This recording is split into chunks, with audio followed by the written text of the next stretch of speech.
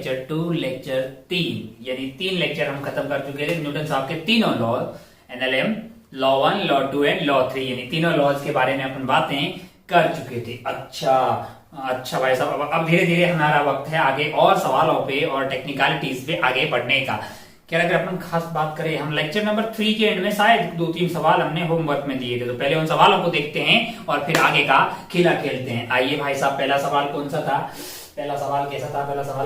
पहला सवाल homework discussion कर देते हैं पहले। ये होमवर्क वो वाला है जो हमने क्लास में दिया है, इसके अलावा भी आपको होमवर्क खूब सारा मिल रहा है, आप उसको सॉल्व करते रहें और उसका सॉल्यूशन का वीडियो देखते रहें, है ना। और उसमें किसी भी प्रकार का कोई भी डाउट रहे तो उसको पूछने का, क्लियर करने का, होमवर्क का डिस्कशन का वीडियो देखने का एक प्रोटोकॉल है। ये प्रोटोकॉल ये है कि आप मैकेनिक्स के सवाल को पूरी शिद्दत से 1 बार 2 बार 3 बार एटलीस्ट अपना दिमाग पूरा लगाइए कि भाई यार ऐसा हो सकता है, ऐसा हो सकता है, फिर जाके वीडियो, अगर उसके बाद में भी आप आंसर तक नहीं पहुंच पाए फिर जाके वीडियो सॉल्यूशन देखें। ऐसा नहीं कि भाई इधर सवाल लिखा और इधर वीडियो प्ले कर दिया तो उससे तेरा कोई फायदा होने वाला नहीं है। अच्छा भाई साहब, हम पहले सवाल पे बढ़ते हैं। हमने शायद पहला सवाल आपको दिया था। पहला सवाल था हमारे पास कुछ ऐसा था कि यहाँ पे ऐसी एक दीवार है और यहाँ पे एक स्फीयर रखा हुआ है। क्या रखा हुआ है?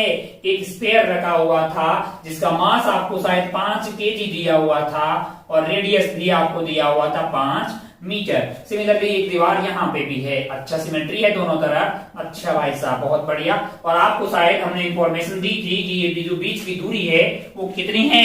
6 मीटर है। अच्छा, बहुत बढ़िया, बहुत सा। और यहाँ पे लगने वाले नॉर्मल पता करना हमारे लिए टास्क था, है ना। अच्छा भाई साहब, बहुत बढ़िया। मास्टर ने आपको बताया था कि किसी भी एक पॉइंट पे, एक सरफेस से एक पॉइंट टच हो रहा हो तो वहां पे नॉर्मल कैसे निकालना, वहां पे डायरेक्शन ऑफ नॉर्मल कैसे निकालते हैं? सरफेस पे टेंजेंट डाल दिया, टिक टिक टिक टिक टिक, तो यहाँ पे नॉर्मल आएगा ऐसा, और इस वाले पॉइंट पे भी आप टेंजेंट डाल दीजिए, यहाँ पे नॉर्मल आएगा ऐसा। अगर आप ध्यान से देखें तो क्या सिमेट्री से मैं ये बोल सकता हूं कि दोनों ही नॉर्मल का मैग्नीट्यूड सेम होगा। डायरेक्शन तो आपको दिख ही रही है। तो अगर मैं इसको n बोल रहा हूं, तो क्या इसको भी n बोल दूं? क्योंकि सिमेट्री है, क्योंकि सिमेट्री। अच्छा भाई साहब, और ये दोनों सेंटर से पास होंगे। दोनों कहां से पास होंगे? सेंटर से पास हो रहे होंगे। अच्छा भाई साहब, बहुत बढ़िया, बहुत ही शानदार। हम जानते हैं कि इनको निकालने के लिए इस तरह के तमाम किस्म के सवालों में हमको बनाना चाहिए फ्री बॉडी डायग्राम। तो आइए इसका फ्री बॉडी डायग्राम बनाते हैं। अगर आप ध्यान से देखेंगे तो इधर की तरफ इस पे एक n लग रहा है और इधर की तरफ एक लग रहा है n। अच्छा, बहुत बढ़िया भाई साहब, बहुत ही शानदार। ओहो। और अगर आप ध्यान से देखें तो नीचे इस पे लग रहा होगा mg। क्या लग रहा होगा? mg की उसकी वैल्यू क्या हो जाएगी? 50। अच्छा, बहुत बढ़िया, बहुत ही शानदार। ओहो, कोई एंगल बोलते तो हम तुरंत एंगल पता कर लेते। मैंने कहा एंगल पता कर लेते हैं। ये इंफॉर्मेशन आपको दी है 6। ये इंफॉर्मेशन क्या दी है?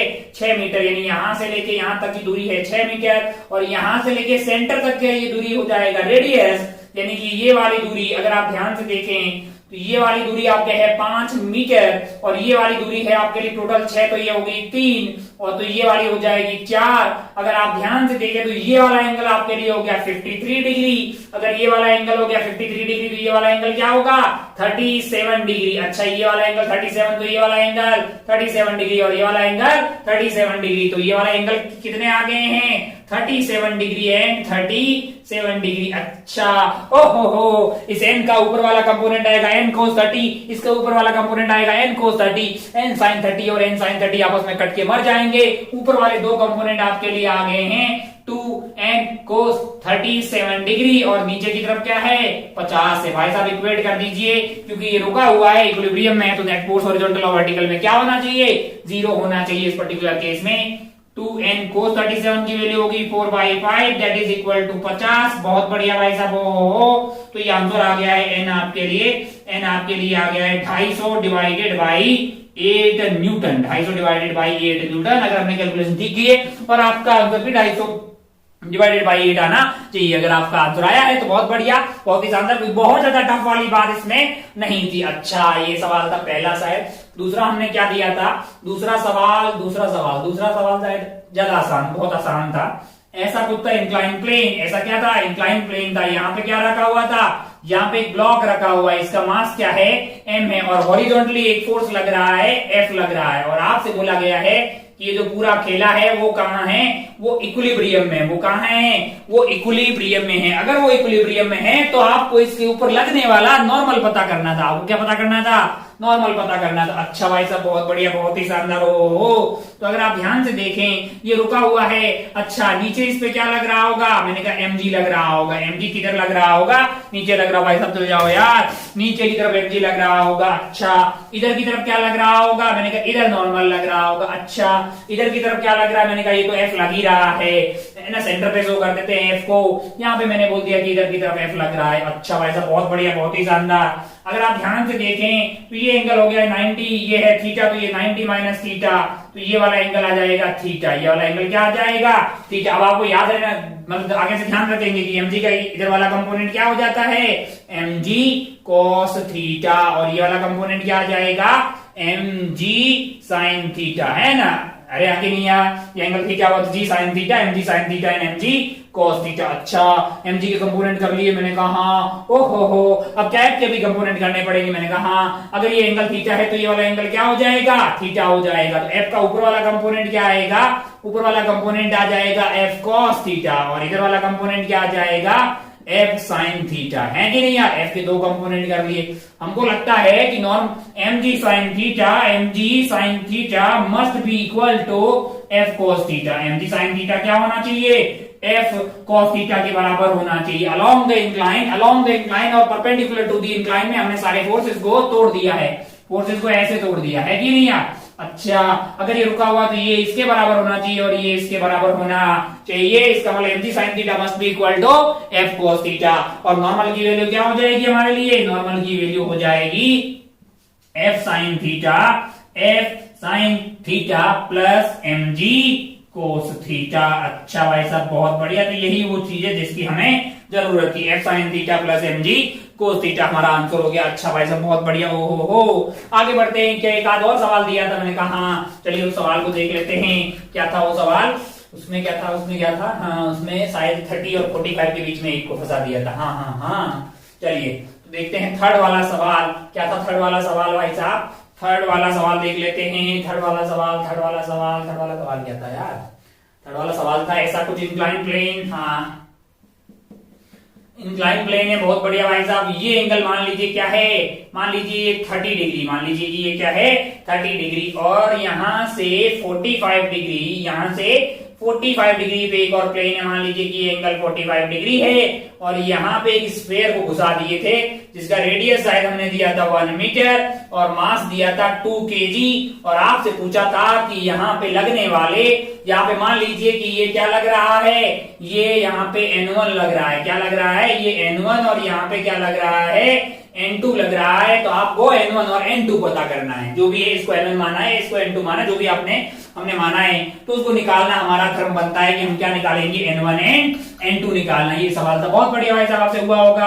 आपको क्या करना है, आपको तो सिर्फ फ्री बॉडी डायग्राम बनाना, हर सवाल में वही करना है भाई, फ्री बॉडी डायग्राम बनाने का। अच्छा, बहुत बढ़िया, बहुत ही शानदार। अब अगर आप ध्यान से देखें, तो आप ये पाएंगे कि ये एंगल 30 है, ये एंगल 30, और ये N2 कहां से पास होगा, मेरे इसके सेंटर से पास होगा। N2 कहां से पास होगा, इसके सेंटर से। अच्छा, ओहो, अगर ये एंगल 30 डिग्री है, ये एंगल 30 डिग्री, तो मैंने यहाँ पे हॉरिजॉन्टल लाइन बनाई।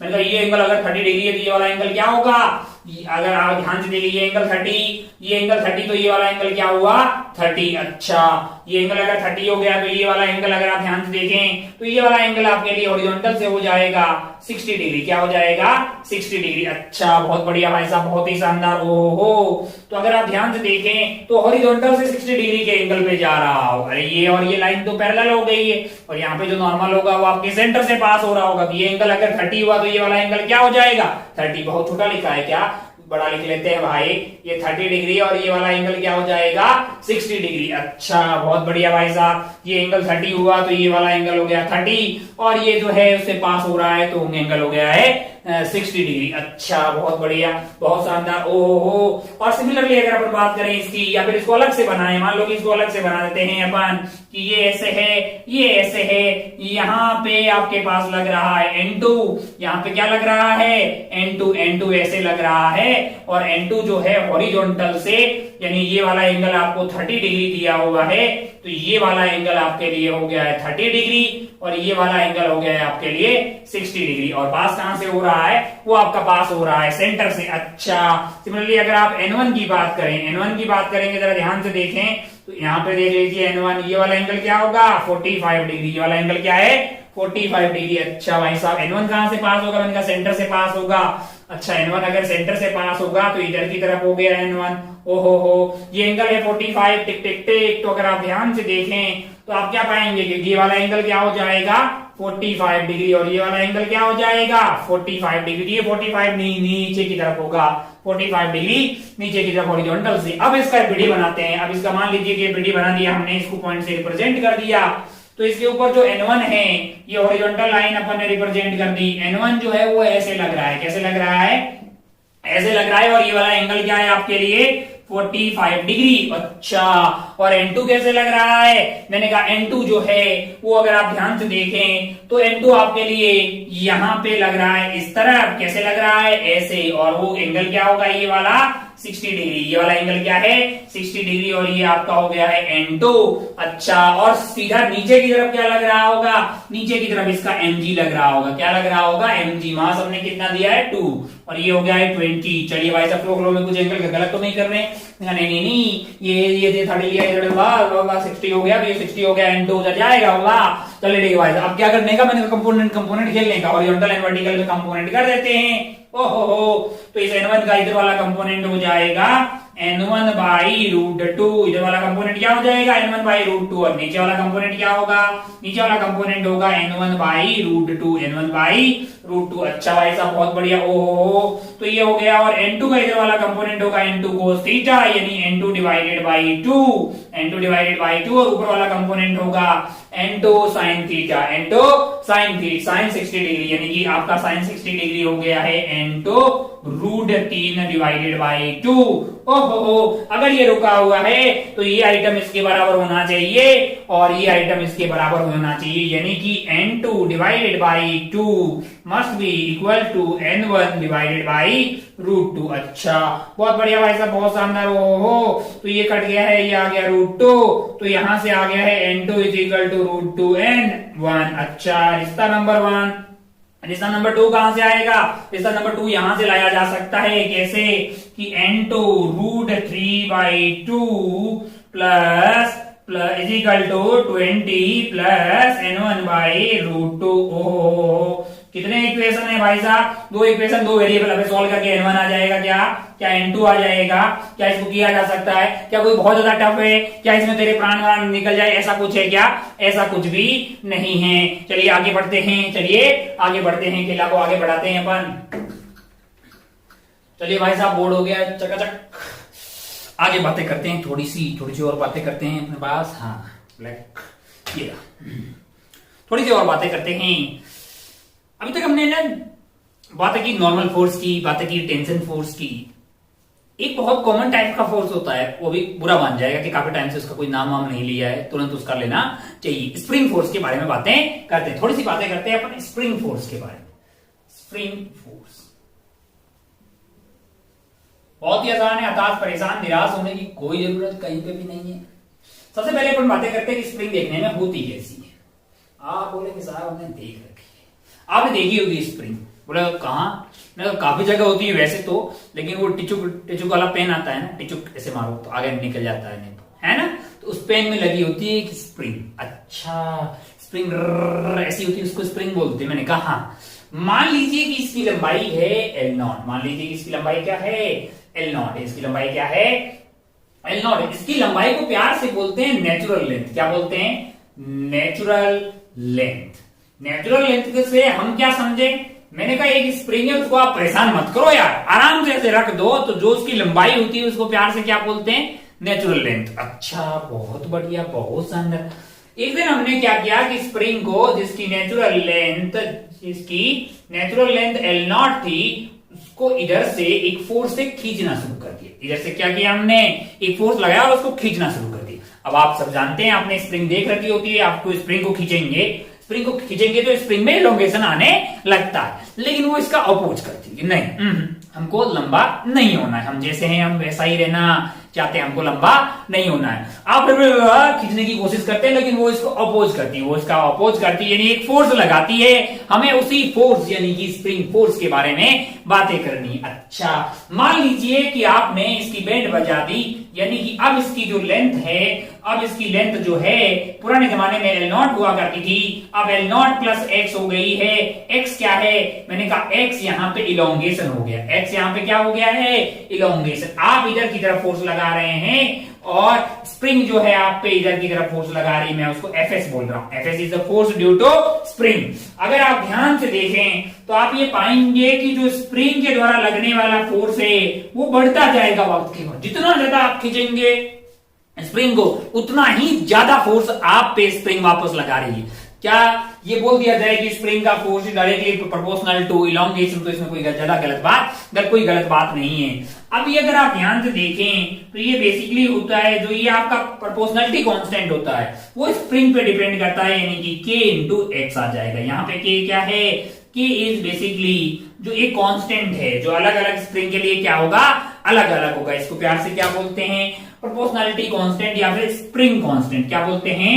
Spring constant, spring constant. अच्छा, बहुत बढ़िया, बहुत शानदार। क्या होगी इसकी यूनिट? इसकी यूनिट होगी न्यूटन पर मीटर। फोर्स डिवाइडेड बाय आप एक्स कर दीजिए। अच्छा, ये तो मैग्नीट्यूड की बात हुई। अगर मैं रियलिटी में बात करूं कि वेक्टर के साथ में, तो क्या मैं ऐसा बोल सकता हूं कि force of spring is equal to minus of k into X vector, क्योंकि तूने उधर खींचा भाई साहब, है कि नहीं यार? लेकिन फोर्स उसका अपोज कर रहा है, फोर्स इस तरह से लगाएगी स्प्रिंग कि वो वापस अपनी नेचुरल लेंथ में आने की कोशिश कर रही। अच्छा, ओहो, अरे जरूरी थोड़ी है कि हम इलोंगेशन करें भाई, हम तो स्प्रिंग को दबा भी तो सकते हैं। बिल्कुल दबा सकते हैं। ये देखिए जरा ध्यान से, मान लीजिए L0 लेंथ की ये स्प्रिंग थी, एक दिन आपका मन हुआ, आपने क्या कर दिया? इसको दबा दिया। आप इसको दबा रहे हैं ऐसे, तो स्प्रिंग इसका अपोज करती है, फोर्स लगाएगी Fs, और वो Fs भी डायरेक्टली प्रोपोर्शनल होता है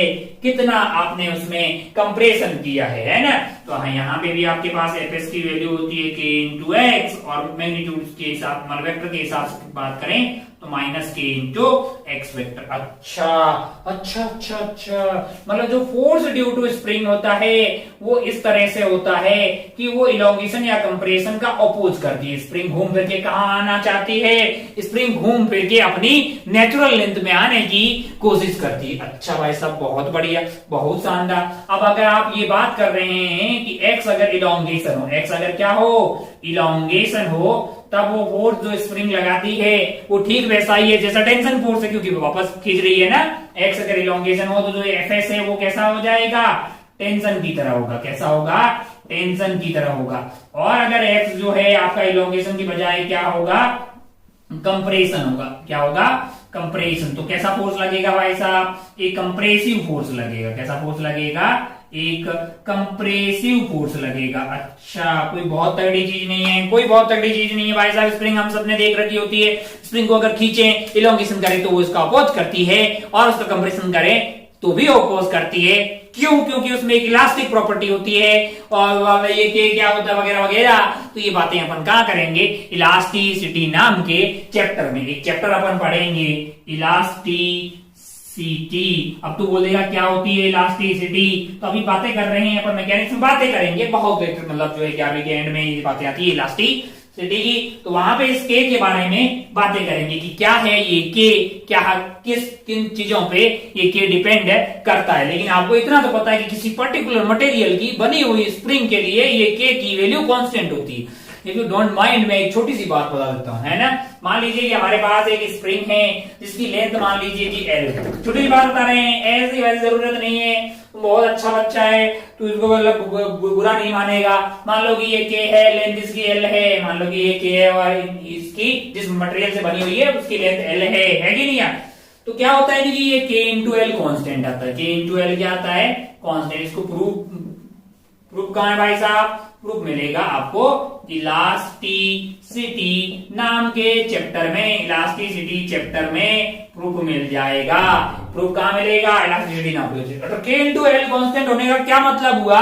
इसका मतलब ये हुआ कि अगर मैंने इस स्प्रिंग को तोड़ दिया, मान लो कि इसको दो पार्ट्स में तोड़ दिया, दो इक्वल पार्ट में तोड़ दिए, इसकी लेंथ L/2 है, इसकी लेंथ L/2 है। अब बताओ इसका जो K होगा वो बढ़ेगा कि मतलब जो है कम हो जाएगा? लॉजिकली सोच के देख कि एक लंबी स्प्रिंग को खींचना आसान होता है कि छोटी स्प्रिंग को खींचना आसान, या उसको कंप्रेस करना आसान या टफ कैसे बोलेंगे?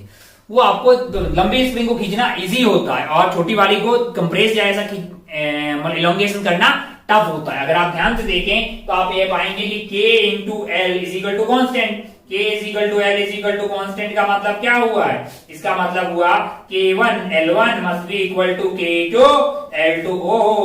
K1 अपने पास क्या है? मैंने कहा वो तो K इंटू एल है। मान लीजिए फाइनल का K डैश हो गया है, लेंथ आपके पास क्या हो गई है? L/2। L से L कट गया, K डैश की वैल्यू क्या आई है? 2K। K डैश की वैल्यू क्या आ गई है? 2K। इसका K जो है वो 2K हो जाएगा, इसका K क्या है? 2K। अब अगर आप इसका इलोंगेशन x करते तो फोर्स क्या आता? Kx। और इसका इलोंगेशन x करोगे फोर्स क्या आ जाएगा? 2Kx।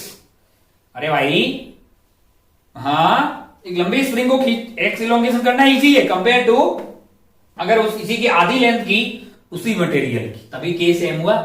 मटेरियल सेम होना चाहिए तभी तो K सेम होगा यार। अगर मान लीजिए कि इसका इलोंगेशन x करोगे तो फोर्स लगा आपका K इंटू एक्स, लेकिन इसी की आधी लेंथ की स्प्रिंग को अगर आप x खींचेंगे तो फोर्स लगेगा 2Kx, यानी फोर्स डबल हो गया। अच्छा मतलब काम की बात क्या है? मैंने कहा काम की बात है K into L is equal to constant, K1 L1 is equal to K2 L2। ये बात हमारे काम की। प्रूफ कहां बताया जाएगा? इलास्टिसिटी में। क्यों बताया? यहाँ पे कोई जरूरत पड़ेगी?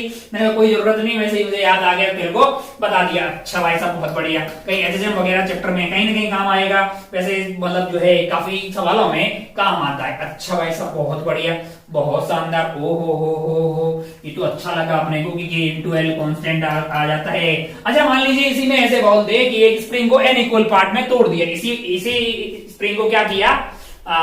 Cut into n equal parts में तोड़ दिया। अच्छा अगर n इक्वल पार्ट्स में तोड़ दिया तो क्या हो जाएगा भाई साहब? इंडिविजुअल की लेंथ क्या हो जाएगी? L/n हो जाएगी ना। टोटल लेंथ L है तो L/n हो जाएगी, और K की जगह क्या हो जाएगा? K डैश हो जाएगा। अब आप ध्यान से देखिए तो यहाँ पे क्या आएगा? यहाँ पे आएगा K into L is equal to K dash into L बटा n है। अच्छा तो अगर आप ध्यान से देखें तो L से L कट गया, K डैश की वैल्यू क्या हो गई? NK हो गई है ना। तो अगर इसका K है तो इसका क्या हो जाएगा? मतलब डिवाइडेड बाई L कर दिया, यानी कि n पार्ट्स का हर एक का हो जाएगा NK। अच्छा बहुत बढ़िया, बहुत शानदार। ओ अच्छा हम लोग क्यों पढ़ रहे हैं? मैंने कहा हमने एक स्प्रिंग फोर्स का आइडिया लगा दिया। स्प्रिंग फोर्स इस तरह से लगता है कि वो अपनी स्प्रिंग को वापस नेचुरल लेंथ में लाने की कोशिश करता है। वहां पे इलोंगेशन एंड कंप्रेशन, ध्यान रहे F is equal to minus KX में, F is equal to minus KX में X इज इलोंगेशन या compression from the natural length. X कहां से होता है? From natural length. Natural length क्या होती है? मैंने कहा जब कोई उसमें धक्का मुक्की नहीं कर रहा हो, कोई फोर्स नहीं लगा रहा हो, वो एकदम चिल पड़ी हो, तब उसकी जो लेंथ होती है उसको प्यार से क्या बोलते हैं? नेचुरल लेंथ बोलते हैं। अच्छा भाई साहब बहुत बढ़िया, बहुत शानदार। ओ हो, फिर क्या हम लोगों ने ये पढ़ लिया, अब ये एक नया फोर्स पढ़ लिया, जगह जगह सवालों में आएगा। मैंने कहा बिल्कुल। स्प्रिंग के बारे में छोटी छोटी बातें हमने शुरू की है, काफी पीएचडी हम लोग स्प्रिंग के बारे में करने वाले हैं, काफी कट पेस्ट टाइप का काम यहाँ पे करने वाले हैं। मान लो कि एक बहुत ज्यादा थू किस्म का सवाल पूछे, बहुत ही ज्यादा थू, मतलब एकदम इस तरह का। अगर आप ध्यान से देखें तो मैंने एक क्या कर दिया कि मान लो कि एक स्प्रिंग लिए, क्या लिए? एक स्प्रिंग ली है जिसका स्प्रिंग कांस्टेंट मान लीजिए K, क्या दिया हुआ है? K दिया हुआ है। और यहाँ पे एक ब्लॉक है, ब्लॉक मान लीजिए कि M मास ले लेते हैं ना, मास M ले लिया। अच्छा भाई साहब बहुत बढ़िया, बहुत शानदार। ओहो अच्छा K की वैल्यू भी दे दो। मान लो कि K आपको दे दिया है 100 न्यूटन पर मीटर, 100 न्यूटन पर मीटर। अच्छा ओहो और मान लीजिए कि ये जो M है इसकी वैल्यू क्या है आपके लिए? ये 10 kg, ये क्या है? 10 kg। अच्छा बहुत बढ़िया भाई साहब, बहुत ही शानदार। ओहो अब अगर आप ध्यान से देखें तो आप अब मान लो कि हाँ ऐसी कंडीशन में रखा हुआ, आपसे पूछा find elongation, elongation in the spring, elongation in the spring. देख ले भाई साहब, देख ले, बहुत ही ज्यादा थू, मतलब है कि नहीं यार? ओहो तू क्या बोलेगा भाई? वीडियो बनाएगा भाई और यहाँ पे इलोंगेशन ही है तो ये ऊपर खींच रहा होगा, ऊपर की तरफ लग रहा होगा। मान लीजिए कि इसका इलोंगेशन x हो गया तो फोर्स लगेगा k इंटू एक्स, और नीचे क्या लग रहा है, नीचे mg लग रहा होगा, जो कि कितना हो जाएगा 100 हो जाएगा भाई साहब। ओ हो, अच्छा भाई साहब, बहुत बढ़िया, बहुत ही शानदार। हो अब अगर आप ध्यान से देखें तो ये नेट फोर्स 0 है, तो इसका मतलब kx जो है वो 100 के बराबर होना चाहिए। इसकी वैल्यू 100 हो गई, x इज इक्वल टू 100 आ गया। ओहो, सॉल्व करके x की वैल्यू आई 1 मीटर, यानी इलोंगेशन क्या हुआ होगा, 1 मीटर का इलोंगेशन इसमें हुआ होगा। अच्छा, बहुत बढ़िया भाई साहब, बहुत ही शानदार। हो थोड़ा थोड़ा और टाइम पास करते हैं। बहुत ही ज्यादा हल्का, बहुत ही ज्यादा हल्का, मतलब पूछते हुए शर्म आ रही है, इस टाइप पूछ लिया, फिर भी पूछ लिया हमने। अच्छा, बहुत बढ़िया। मान लीजिए कि यही स्प्रिंग है, यही ब्लॉक है, थोड़ा सा आपने ऐसा कुछ कर लिया है। क्या कर लिया है जरा ध्यान से देखें। ओहो, ऐसा कुछ इंक्लाइन प्लेन है। क्या है, इंक्लाइन प्लेन है। मान लीजिए कि ये वाला एंगल क्या है, थीटा है। ओहो, यहाँ पे एक स्प्रिंग है, मान लीजिए यही वाली स्प्रिंग ले लेते हैं। के की वैल्यू क्या है, एग्जाम्पल नंबर 1, एग्जाम्पल नंबर 2 कर लो, वैसे बहुत चंपक किस्म का है। एग्जाम्पल नंबर 2, के की वैल्यू आगे मान लो 100 न्यूटन पर मीटर। और यही वाला ब्लॉकवा जो है आपका, ये वाला जो ब्लॉकवा है, मान लीजिए कि ये हो गया आपका 10 kg। क्या है, 10 kg। थीटा भी दे देते हैं, मान लीजिए क्या दे दिया मैंने आपको, 30 डिग्री। अच्छा भाई साहब, स्मूथ है, फ्रिक्शन फ्रिक्शन कहीं नहीं है, सवाल ही वही दे दिया। फिर से पूछा आपको, find the elongation, find the elongation in the spring, find the elongation in the spring. Spring में कितना इलोंगेशन होगा, ये आपसे पूछा गया है। अच्छा, बहुत बढ़िया भाई साहब। हो पता कर लो, एफबीडी बना लो, है ना, पता कर लो, एफबीडी बनाओ भाई साहब। इसका एफबीडी बनाओगे, इसका फ्री बॉडी डायग्राम बनाओगे 10 kg का, तो आपके लिए नीचे की तरफ क्या लग रहा होगा, नीचे की तरफ 100 लग रहा होगा। उसकी कंपोनेंट कर लो। इधर की तरफ क्या आता है, mg sin थीटा, इधर की तरफ क्या आता है, mg cos theta, mg sin theta. m की वैल्यू क्या है, अरे भाई ये तो याद है ना यार, अब तक तो याद हो गया होगा। ये थीटा है, ये वाला मास m है। अब देख लेकर ध्यान से, नीचे की तरफ क्या लगता है, mg लगता है। टिक टिक टिक टिक टिक टिक टिक, ये थीटा, ये 90 माइनस थीटा, ये थीटा।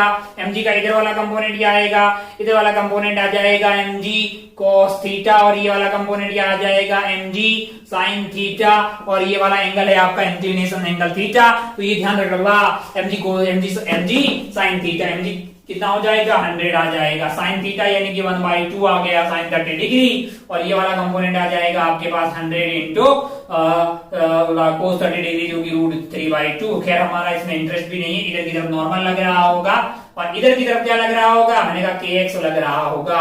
ये और ये बराबर होना चाहिए, ये और ये बराबर होना चाहिए। खैर हमको x चाहिए, तो हम क्या कर देंगे, kx इज इक्वल टू 50 हो गया भाई साहब। ये क्या हो गया है, 50। अच्छा, ये 100 into X is equal to हो गया है 50, तो x की वैल्यू होगी 1/2 यानी 0.5 मीटर। 1 मिनट आथू, मतलब इस लेवल का सवाल था ये। आगे बढ़ते हैं, 1 मिनट। हम स्प्रिंग के बारे में खूब सारी पीएचडी करेंगे, खूब इस पे टफ सवाल करेंगे, खूब मजेदार सवाल करेंगे, मतलब खूब खेलेंगे इसमें। अभी बस जस्ट एक इंट्रोडक्शन आपको हो गया कि स्प्रिंग में एक इलास्टिक प्रॉपर्टी होती है। इलास्टिक प्रॉपर्टी के बारे में मैंने वैसे ज्यादा डेप्थ में नहीं बताया, लेकिन एक आसान भाषा में मैं आपको थोड़ा सा बता दूं कि किसी भी चीज को अपन डिफॉर्म करते हैं तो उसके वापस उसी रूप में आना की जो कोशिश होती है, उसी प्रॉपर्टी को इलास्टिसिटी बोलते हैं, है ना। जैसे अपन एक रबड़ की बॉल ले लें और एक आटे की बॉल ले लें, तो रबड़ की बॉल को अगर आप ऐसे पिचकाएंगे तो वो लौट के वापस अपनी शेप में आ जाता है। लेकिन वही अगर आटे की बॉल है, टिक टिक टिक टिक टिक ऐसा ऐसा कर दिया अपन ने, तो लौट के वापस बॉल थोड़ी बनती है, रोटी बन जाती है यार, है कि नहीं यार। तो वो इलास्टिक प्रॉपर्टी नहीं होती है उसमें, उसकी उल्टी उल्टी उल्टी है प्लास्टिसिटी। 1 मिनट, इमोशनल नहीं होने का, ऐसे ही मैं जस्ट आपको आइडिया दे रहा हूं। वो बातें अपन पढ़ेंगे इलास्टिसिटी नाम के चैप्टर में। अभी अपन क्या पढ़ रहे हैं, न्यूटन लॉज ऑफ मोशन पढ़ रहे हैं। जस्ट आपको आइडिया दे रहा हूं कि कुछ बॉडीज ऐसी होती है जिनको उनकी अपनी शेप में रीगेन करने की ये जो प्रॉपर्टी होती है, उसी को प्यार से इलास्टिसिटी बोलते हैं, जो कि अपने आप में एक चैप्टर है। अच्छा, बहुत बढ़िया भाई साहब। तो ये अपनी इलास्टिसिटी, इलास्टिक प्रॉपर्टी के कारण स्प्रिंग आती है। मैंने कहा हाँ, तो वो किसका अपोज करती है, मैंने कहा उसकी शेप में डिफॉर्म होने का अपोज करती है। अगर आप उसको कंप्रेस करोगे तो लौट के वापस जो है फैलना चाहिए, और आपको अगर मतलब जो जितनी फैली है उससे ज्यादा फैलाने की कोशिश करोगे तो लौट के अपनी ओरिजिनल लेंथ में आने की कोशिश करती है कि नहीं यार। अच्छा भाई साहब, कभी कभी आप बोलोगे कभी कभी तो मैं हद से ज्यादा खींचता हूं और स्प्रिंग वायर बन जाती है, तो भाई साहब आप है ना उसकी एक इलास्टिक लिमिट भी होती है, उससे ज्यादा खींच लेते हो फिर वो स्प्रिंग की बजाय वायर बन जाती है। हद से ज्यादा खींच लोगे तो फिर क्या होगा, स्प्रिंग रहेगी नहीं। अच्छा, तो वो इलास्टिक जोन से ही आप बाहर चले जाओगे। खैर छोटी छोटी बातें अपन इलास्टिसिटी में करेंगे। हमारे यहाँ पे एनएलएम में फोर्स के बारे में आइडिया लग गया कि भाई साहब F is equal to minus of K X वहां की डायरेक्शन की अपोजिट डायरेक्शन में आपका फोर्स लगेगा। फोर्स इस तरह से लगेगा कि उसकी कोशिश रहेगी कि स्प्रिंग नेचुरल लेंथ में आ जाए। 1 मिनट बहुत ज्यादा डेप्थ में इसलिए बता रहे हैं क्योंकि हमने अभी तक 3 नए फोर्सेज, मतलब बार बार इसलिए बता रहे हैं 3 नए फोर्सेज पढ़े। पहला था normal acts perpendicular to the surface and it tries to compress the surface, है कि नहीं यार। फिर अपने बात की टेंशन की, tension is along the spring and it oppose the increase in the length, है ना, या it tries to reduce the length of the धागा। ऐसा नहीं कि टेंशन ने कभी धक्का दिया, टेंशन कभी धक्का नहीं दे सकती है, टेंशन से खींचती। फिर अपन ने यहाँ पे स्प्रिंग फोर्स के बारे में बातें की। 3 तरह के नए फोर्सेस आए हैं हमारी जिंदगी में और सवालों में। अब अपन जानते हैं सवालों में तो बेसिकली क्या है, यही फोर्स लगते हैं। बाकी न्यूटन साहब के 3 लॉ है जिसमें से सेकंड लॉ पे ज्यादा सवाल बनते हैं। थर्ड लॉ मतलब बहुत फर्स्ट तो इतना आसान था, थर्ड भी ठीक ठाक ही है, सेकंड पे ज्यादातर सवाल बनते हैं, है ना। सेकंड लॉ होता है ना F is equal to ma, second law F is equal to ma नहीं है। सेकंड लॉ क्या है, F is equal to dt by dt। लेकिन अगर बॉडी का मास कांस्टेंट हो तो क्या F is equal to ma आ जाएगा, मैंने कहा तो वहां पे dm बाई dt जो है वो 0 हो गया। आगे बढ़ते हैं और सवालों में धीरे धीरे स्प्रिंग पे लौट के दोबारा आएंगे। स्प्रिंग के बारे में और बातें करेंगे, स्प्रिंग के बारे में मतलब जो है अभी बहुत आसान सा एक आपको आइडिया दिया है स्प्रिंग फोर्स के बारे में। चलिए आगे बढ़ते हैं और हेडिंग डाल दीजिए। अभी तक हमारे पास जो सवाल हमने ज्यादातर किए हैं, तो भी सारे जो भी किए हैं उसमें बॉडी इक्विलिब्रियम में थी। कहां थी, ट्रांसलेशनल इक्विलिब्रियम में थी। ट्रांसलेशनल इक्विलिब्रियम में होने का क्या मतलब हुआ कि भाई साहब वो बॉडी मूव नहीं कर रही थी, बॉडी मूव नहीं कर रही। लेकिन अब हम चाहते हैं कि बॉडी मूव कर जाए, है कि नहीं यार। तो हम चाहते हैं कि डायनामिक्स वाले सवाल सॉल्व करें। हेडिंग डाल दें आप, डायनामिक्स, हेडिंग डाल दें लीजिए, हेडिंग हाँ, dynamics of translational motion, dynamics of translational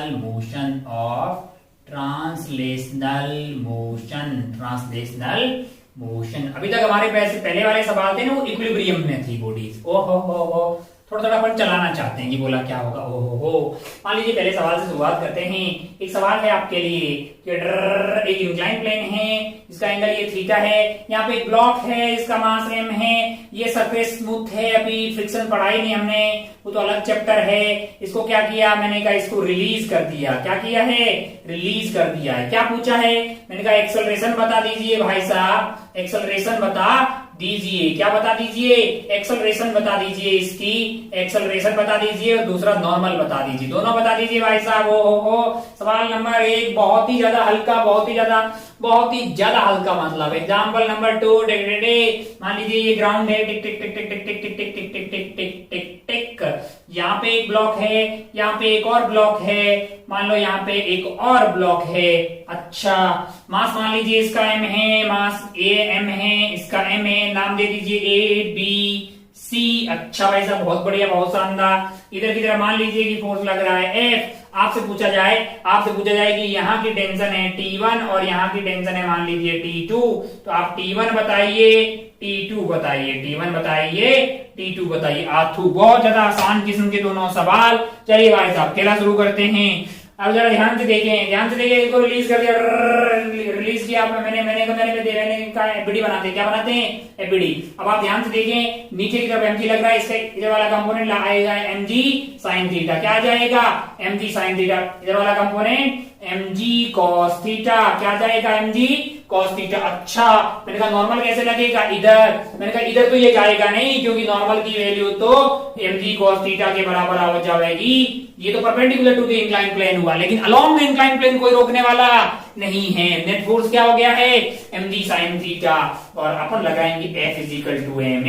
net force हमारे लिए क्या है, mg sin थीटा और मास तो m ही है इंटू a। तो a की वैल्यू क्या आ गई है, मास से मास को काट लीजिए, आंसर आ गया है आपका g sin थीटा। आंसर क्या हो गया है, g sin थीटा। अच्छा भाई साहब बहुत बढ़िया, बहुत ही शानदार। हो नेक्स्ट वाले में बढ़ते हैं। नेक्स्ट वाले में एक फोर्स है इधर की तरफ 3 आइटम को खींच रहा है। ये आइटम इससे कनेक्टेड है, ये आइटम इससे कनेक्टेड है। एक बात मेरे को साफ साफ दिखाई दे रही है कि यार इसको कौन आगे लेके जा रहा है। मैंने कहा ये टेंशन, और इसको आगे कौन ले जा रहा है, ये।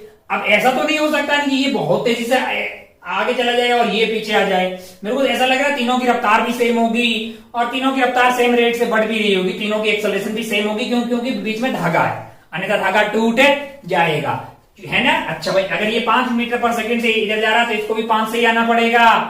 अरे भाई 5 से ही तो आएगा, 6 से आएगा तो ये टूट जाएगा, और फिर इसको 5 से ही आना पड़ेगा वरना ये टूट जाएगा। और किसी भी टाइम पे तो मतलब तीनों की वेलोसिटी सेम होनी चाहिए, तो ये तभी हो सकता है जब तीनों की एक्सेलरेशन भी क्या हो, सेम हो। अच्छा, मतलब ये तीनों लोग एक्सेलरेट हो रहे हैं साथ में, सबकी एक्सेलरेशन ए है। अब अगर आप ध्यान से देखें तो इन तीनों के सिस्टम पे एक्सटर्नल हॉरिजॉन्टल डायरेक्शन में फोर्स क्या है, इन तीनों के सिस्टम पे इधर की तरफ हॉरिजॉन्टल में एक्सटर्नल फोर्स क्या हो गया आपके लिए, एफ हो गया। तो आपके पास जो एक्सेलरेशन आ जाएगी, आपके पास एक्सेलरेशन क्या आ जाएगी, एक्सेलरेशन आ जाएगी F divided by total mass. Total mass क्या है, एम यानी कि 3m आपके पास टोटल मास आ गया, यानी एक्सेलरेशन आपके लिए होगी f डिवाइडेड बाई 3m। अब आपको क्या पता करना है, T1 और T2 पता करना है। किसकी एफबीडी बनाए, ए का एफबीडी बना लेते हैं, एफबीडी ऑफ ए का एफबीडी बना लिया मैंने, मान लो। ओहो, इधर की तरफ क्या है, इधर की तरफ उस पे f लग रहा है, इधर क्या लग रहा होगा, T1। अच्छा T1 धक्का नहीं दे रहा, T1 खींच रहा, मैं कहा धागा तो खींचता है यार।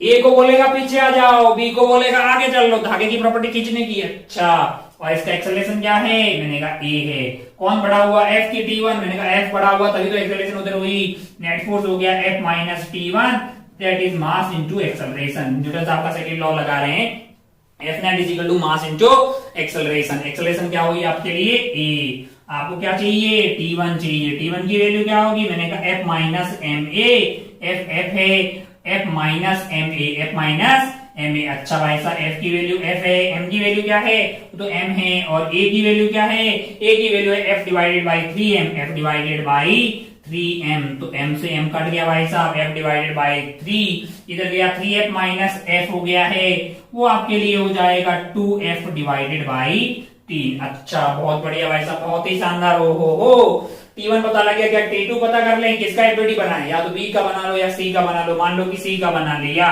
हमने, एफबीडी ऑफ C का एफबीडी बना लिया। C पे अगर आप ध्यान से देखिए, इधर की तरफ क्या लग रहा है, इधर की तरफ आपके लिए लग रहा है T2 है ना उसका नाम, T2।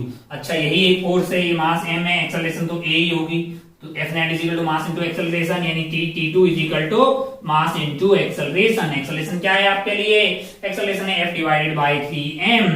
तो यहां से m से m गायब हो गया, आपका आंसर क्या हो जाएगा, F डिवाइडेड बाई 3 न्यूटन, और ये 2F डिवाइडेड बाई 3 न्यूटन। हमने T1 भी पता कर लिया, और क्या पता कर लिया, T2 पता कर लिया। बहुत ही ज्यादा हल्के सवाल, इससे मैं कोई दोबारा बोलना भी नहीं चाह रहा हूं, बहुत ही ज्यादा आसान जो है दोनों सवाल। बढ़ते हैं सवाल नंबर 3 पे।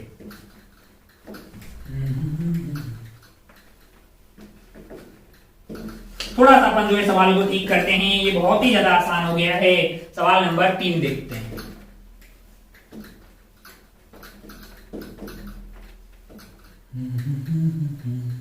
सवाल नंबर 3। चलिए भाई साहब, कुछ ऐसा करते हैं, मान लीजिए कि इसमें ऐसा कुछ कर दिया अपन ने, मान लीजिए कि यहाँ पे एक ब्लॉक है, हो मान लीजिए कि यहाँ पे एक और ब्लॉक है, ठीक है भाई साहब। मान लीजिए यहाँ पे एक और ब्लॉक है, ठीक है। तीनों ब्लॉक को हमने यहाँ पे रख दिया, बहुत बढ़िया। अच्छा, मास भी दे देते हैं अपने फेवरेट, 2 kg, 3 kg, 5 kg। अच्छा, इधर से मान लो कि फोर्स लग रहा है 200 न्यूटन। क्या लग रहा है, 200 न्यूटन इधर फोर्स लग रहा है। अच्छा, और इधर से लगा देते हैं 50, ठीक है। तो आंसर आ जाएगा 150, नेट फोर्स आ जाएगा, हाँ 150, 5 और 3, हाँ 10 हो गए, ठीक हो जाएगा। Very good. आपको क्या पूछा है, इनका नाम दे दिया A B C। Find acceleration of A B and C। अच्छा, और and also find normal between them, and also find normal force between them, between A B and C। इनके बीच का नॉर्मल फोर्स भी पता कीजिए, यानी कि यहाँ का नॉर्मल भी पता करना है, और इनकी एक्सेलरेशन पता करनी है। एक बात मेरे को साफ साफ दिखाई दे रही है कि अगर आप ध्यान से देखें तो राइट या लेफ्ट में ये जाएगा कि किधर, कम से कम ये तो सोच रहे हैं कि अपन ये जाएगा किधर। इधर 200 है, इधर 50 है, पहले ये भी सोच ले कि जाएगा किधर, या जाएगा कि भी कि नहीं जाएगा। ये है 200, ये है 50, तो नेट फोर्स उधर की तरफ आया है आपके लिए 150। मैंने कहा 150 और फ्रिक्शन है नहीं तो ये उधर पक्का जाएगा। अरे ये स्मूथ है बाय डिफॉल्ट, है नहीं है। अच्छा, तो 150 नेट फोर्स आ गया और इधर से आप धक्का लगा रहे, 5 को 5 लगा रहा, 3 को 3 लगा रहा, 2 को सब लोग साथ में जाएंगे, है कि नहीं है। अब ऐसा नहीं हो सकता 2 kg आगे कट ले, क्योंकि पॉसिबल ही नहीं है। 2 kg को धक्का 3 दे रहा, 3 को कौन दे रहा, 5 दे रहा, 5 को कौन दे रहा, मैंने कहा नेट फोर्स दे रहा होगा 150। तो एफ नेट जो है इन तीनों को अगर आप सिस्टम ले लें, ये तीनों साथ में जाएंगे और इनकी एक्सेलरेशन ए होगी, इधर की तरफ क्या होगी, ए एक्सेलरेशन होगी। और वो ए की वैल्यू क्या हो जाएगी, ए की वैल्यू हो जाएगी नेट फोर्स, जो कि 200 माइनस 50। ए की डायरेक्शन हमारे लिए इस साइड में होगी। 200 minus 50 divided by total mass होगी 5 और 3 8 और 2 10 हो गया है। यानी आंसर आया 15 मीटर पर सेकंड स्क्वायर की रफ्तार से, मतलब एक्सेलरेट हो रहा होगा उधर, है ना, इस रेट से एक्सेलरेट हो रहा। अच्छा, पहला काम दो गया, फाइंड द एक्सेलरेशन। मैंने कहा तीनों की सेम है, यही है एक्सेलरेशन ऑफ ए, यही acceleration of A, acceleration of B और एक्सेलरेशन ऑफ सी यही है, क्योंकि तीनों एक्सेलरेशन जो है सेम ही रहेगी। अच्छा, ओहो, अब नॉर्मल निकालना है। मैंने कहा इनके बीच का निकालना है, तो किसी का एफबीडी बना दो। मान लो ए का एफबीडी बना दिया, मान लिया कि हमने क्या बना दिया है, ए का एफबीडी। ओहो, तो ये है 5 किलो, नीचे लग रहा होगा 50, ऊपर लग रहा होगा 50, कौन लगा रही होगी, धरती माता। इधर की तरफ क्या लग रहा होगा, इधर की तरफ लग रहा होगा 200 न्यूटन इस पे। अच्छा, 150 क्यों नहीं, अबे इस पे तो 200 ही लग रहा है यार, इस पूरे को सिस्टम लोगे तो 150 नेट आया है। और इनके बीच के नॉर्मल को मान लीजिए कि इसको मैं बोल रहा हूं normal on A due to B. अच्छा, और एक्सेलरेशन क्या है इसकी, 15 मीटर पर सेकंड स्क्वायर। कौन बड़ा होगा भाई साहब, 200 की यानी भी अंधा आदमी भी बोल देगा कि 200 बड़ा होगा, तभी तो नेट फोर्स उधर आया होगा, तभी तो एक्सेलरेशन 15 मीटर पर सेकंड स्क्वायर उधर आएगी। 200 minus normal between A and B is equal to F net is equal to mass into acceleration. हम बार बार यही लगा रहे हैं, F is equal to M into A. Newton साहब के सेकंड लॉ का स्पेशल केस के, अगर मास कांस्टेंट हो रहा, हमारे यहाँ मास कांस्टेंट ही रहने वाला है।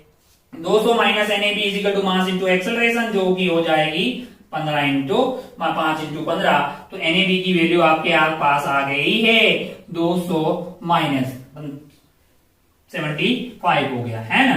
ये 75 हो गया, तो ये आपके पास 125 न्यूटन आपके पास आ गया है। अच्छा, बहुत बढ़िया, बहुत शानदार। ये 125 न्यूटन जो है बी वाला ए पे लगा रहा होगा, इतना ही ए वाला बी पे भी लगा रहा होगा। अच्छा, बहुत बढ़िया, वो तो एक्शन रिएक्शन फेयर है, अपन जानते हैं। अच्छा, हमको अगर इन दोनों के बीच में नॉर्मल चाहिए तो या तो इसका एफबीडी बना दो या इसका बना दो। मान लो कि मैंने सी का एफबीडी बना दिया, मैंने क्या किया, सी का एफबीडी बना दिया, यानी कि 2 kg वाले का। इधर की तरफ क्या लग रहा है, मैंने कहा 50 लग रहा होगा, और ये कौन है 2 kg, और ये इधर से जो है this is normal on C due to B. अच्छा, और एक्सेलरेशन कितनी होगी, मैंने कहा 15 मीटर पर सेकेंड स्क्वायर होगी। बड़ा कौन होगा, मैंने कहा ये बड़ा होगा तभी उधर जा रहा होगा, एक्सेलरेट हो रहा होगा। NCB minus 50 is equal to 2 into 15। तो एनसीबी की वैल्यू क्या आ गई आपके लिए, 50 प्लस 15 तो 30, यानी कि 80 न्यूटन है। अच्छा, हम लोग चेक कर लेते हैं कि हमने जो किया वो सही है कि गलत है। सही है कि गलत है, मान लो कि ये अपना 3 kg, मान लो कि ये 3 kg, इसके ऊपर हमने इधर 3 kg ने 5 kg पे इधर क्या लगाया 125, तो 5 kg इस पे क्या लगा रहा होगा 125। अच्छा, ओहो हो, और 3 kg ने 2 kg पे क्या लगाया 80, तो वापस 2 kg 3 kg पे क्या लगा रहा होगा 80। अरे ये क्या हुआ, ओहो, अब जरा ध्यान से देखो, नेट फोर्स क्या आ रहा है 125 माइनस 20 किया तो आंसर आया 45। 45 को 3 से डिवाइड करो तो आंसर आया 15। तो एक्सेलरेशन 15 है, ठीक ही है ना, सही तो किया है ना यार, बहुत बढ़िया, बहुत ही शानदार। ओहो, आगे बढ़ते हैं, चंद सवाल और देखते हैं। मान लो कि कुछ सवाल और देखते हैं, इसको उड़ा देते हैं। धीरे धीरे अपने को समझ में आया कि अब अच्छा चल रहा हो तो F is equal to M A लगा देना, F is equal to M A. वहां पे एफ क्या है, एफ आपका नेट फोर्स हो जाएगा, क्या हो जाएगा नेट फोर्स एफ हो जाएगा। फिर बस डायरेक्शन का ध्यान रखना है कि नहीं है, डायरेक्शन का ध्यान रखना, क्योंकि फोर्स एक्सेलरेशन ये सब कैसी क्वांटिटी है, ये सब वेक्टर क्वांटिटी, वक्त ये कैसी क्वांटिटी है, ये वेक्टर क्वांटिटी। अच्छा भाई साहब, बहुत बढ़िया, बहुत ही शानदार। ओहो, चलिए एक सवाल लिखते हैं। मान लीजिए कि अपन ने एक सवाल लिखा, हाँ हाँ, मान लीजिए कि अपने एक सवाल लेकर, मान लीजिए कि अपने एग्जाम्पल नंबर कितने हो गए अपने पास, हो गए एग्जाम्पल जो है पता नहीं कितना हुआ है एग्जाम्पल, हमको याद ही नहीं है। चलिए नया एग्जाम्पल लेके लेते हैं, नंबर में क्या रखा है। हाँ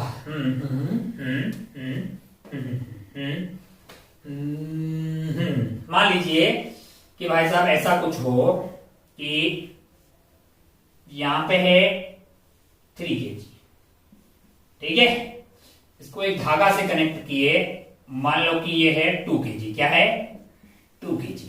बहुत बढ़िया भाई साहब, बहुत शानदार, बहुत ही ज्यादा शानदार, मतलब है ना, है कि नहीं यार। अच्छा इस कंडीशन में आपको बोल दे ऐसे ऐसे रखे हुए हैं, ऐसे रखे हुए भाई साहब, और आपसे बोल दे कि यार इस धागे में टेंशन क्या होगी। अब बोल दे कि धागे में टेंशन क्या होगी, बता, सोच, कुछ होगी भी, कोई टेंशन, इस धागे में कोई टेंशन नहीं होगी। अभी धागे में टेंशन तो आती तब है जब कोई खींच लेगा। मैंने कहा मान लो कि मैंने इधर की तरफ एक फोर्स लगा दिया, मान लो कि मैंने क्या कर दिया है, एक फोर्स लगा, अब इसमें टेंशन नॉन जीरो आई, पहले जीरो थी, है कि नहीं यार। अच्छा वैसे मैं वैसे वाले सवाल थोड़े बताऊं, कुछ सवाल तू सोचना, क्या क्या सोचना कि एक धागा है, एक ब्लॉक रखा हुआ है, यहां पे एक ब्लॉक रखा हुआ है, ठीक है, इसका मास मान लीजिए m1 है, इसका मास m2 है, ठीक है, और ये एंगल क्या है, थीटा है, बीच में क्या है, धागा है, बीच में क्या है, धागा है, और इसको क्या किया हमने, इसको रिलीज कर दिया, क्या कर दिया है, रिलीज कर दिया, ठीक है, दोनों भाग रहे हुए। आपसे पूछा है धागे में टेंशन क्या होगी, यहाँ की टेंशन क्या होगी, यहाँ की टेंशन क्या होगी, तो इसको नया एग्जांपल ही मान लेते हैं, धागे में टेंशन क्या होगी ये पूछ लिया। या फिर आपको ऐसा ऐसा कभी पूछ लेगा कि तू एक बड़ा सा आइटम लिया अपने सर पे, क्या कहां पे लिया, सर पे, ये तू है,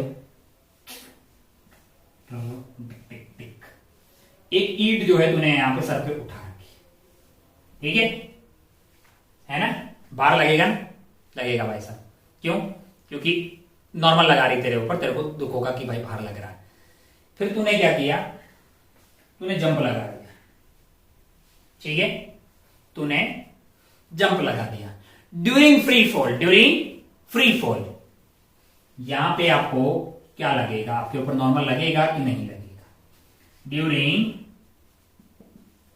free fall, during free fall normal आपको कितना लगेगा, कितना नॉर्मल आपको लगता हुआ दिखाई देगा ड्यूरिंग फ्री फॉल।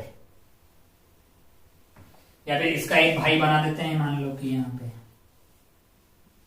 यही दोनों ब्लॉक है। अच्छा ब्लॉक का मास वाला सेम हो ऐसा कोई जरूरी नहीं है, यहां पे है, यहां पे स्प्रिंग बांध दो, बीच में क्या बांध दो, स्प्रिंग बांध दो भाई साहब, थोड़ा बड़ा बनाते हैं, पता नहीं दिखेगा कि नहीं,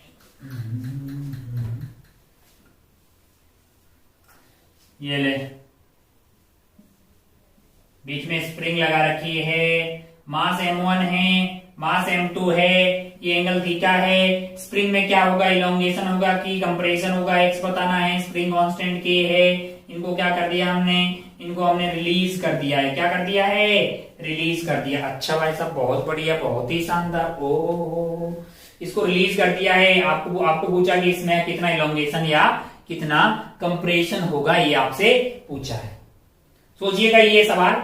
उससे पहले अपन इस सवाल पे आते हैं, हमारे पास 2 kg एंड 3 kg है, 2 kg एंड 3 kg, उस पे एक हॉरिजॉन्टल फोर्स F लगा रहे हैं, जिससे कि अब ये चलने लग जाएंगे, अब ये चलने लग जाएंगे, आपको बोला जाए कि द टेंसाइल स्ट्रेंथ, टेंसाइल या मैक्सिमम टेंशन जो है, ये धागा जो सहन कर सकता है ना, उसको टेंसाइल स्ट्रेंथ बोलते हैं, tensile strength.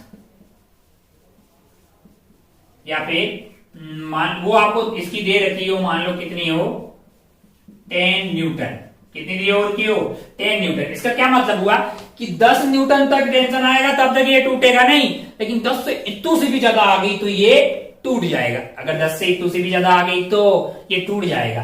Then find F max, then find F max, maximum कितना फोर्स यहां पे लगा सकते हैं।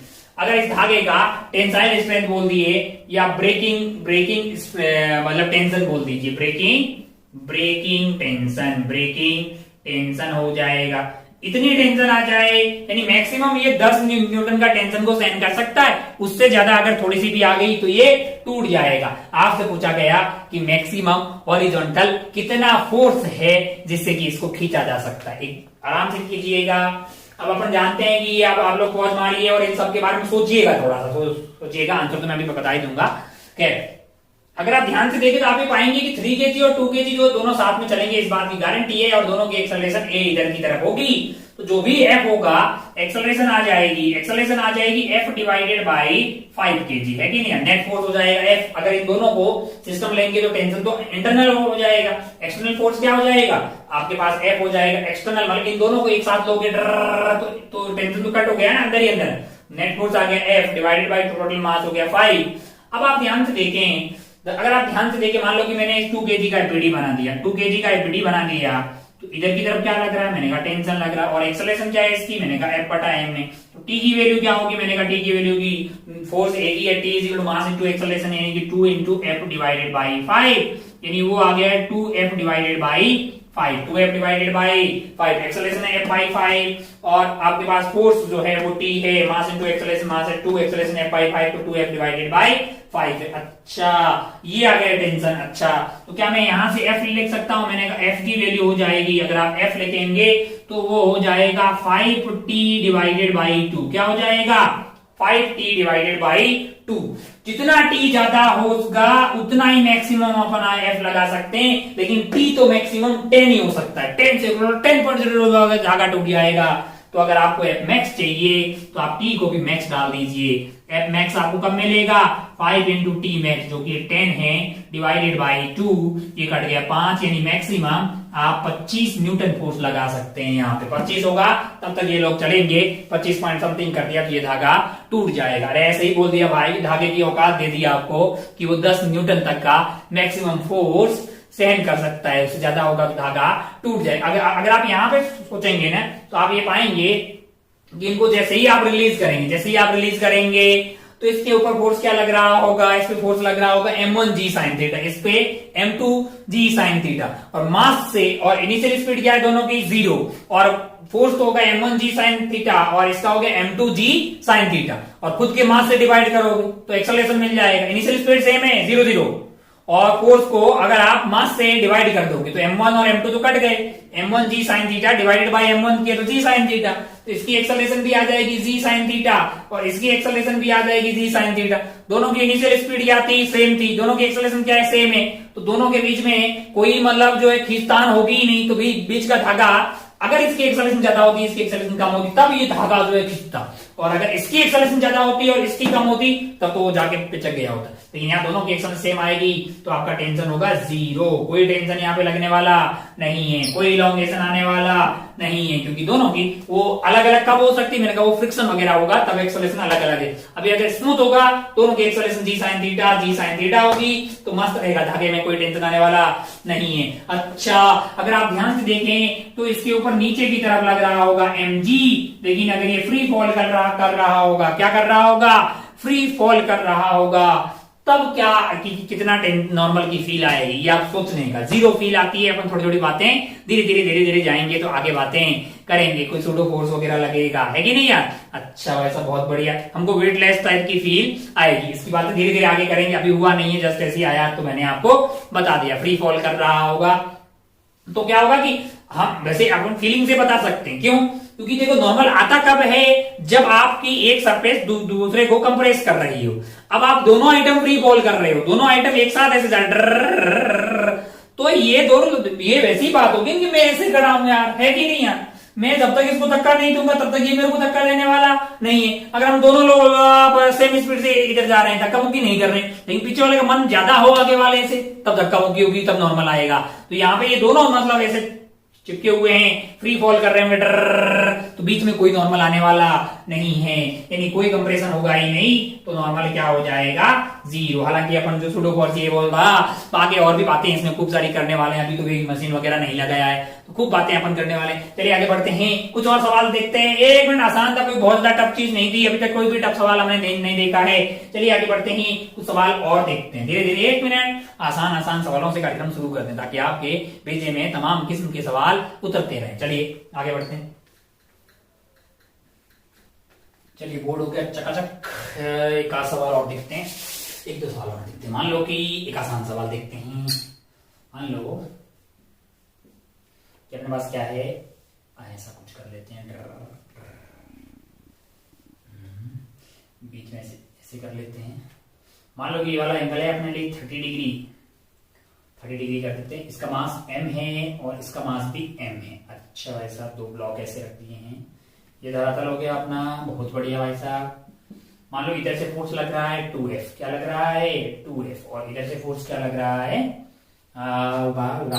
इधर से फोर्स मान लो कि F है, ठीक है ना, कहीं पे फ्रिक्शन नहीं है। फाइंड द नॉर्मल बिटवीन, ये A बोल दीजिए, B बोल दीजिए। फाइंड द नॉर्मल बिटवीन